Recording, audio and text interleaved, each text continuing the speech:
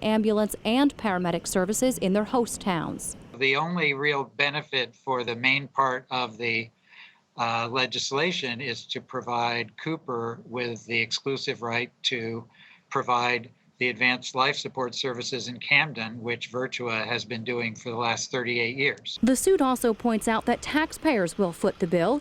In a similarly irrational move, the legislature and governor have approved the appropriation of $5 million to subsidize the implementation of the act, it says. To allow them to start up a program that Virtua already has had up and running for all this time. Capital Health jumped in because it applies in Trenton, too, granting EMS rights to Robert Wood Johnson University Hospital, a service Capital Health has provided for 30 years. At a press conference last month, the opponents accused politics were at play, referring to Cooper board chairman and Democratic power broker George Norcross. I couldn't get this legislation through in 2 weeks, so somebody has to be able to push the legislation and get the votes.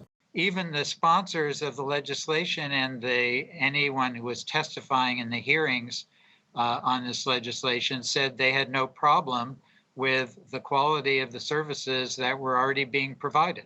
Neighbors of Cooper say for them, it's more about the monopoly they see taking place in Camden. Because Cooper is able to and has the power and the money and the backing to swallow up whole neighborhoods, especially this area. So both Cooper Hospital and the Attorney General's office today said they just received the lawsuit and won't comment on pending litigation.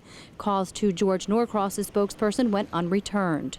The state now has 35 days to respond to this lawsuit, or the legislation goes into effect in the next 6 months. In Camden, I'm Brianna Venozzi, NJTV News.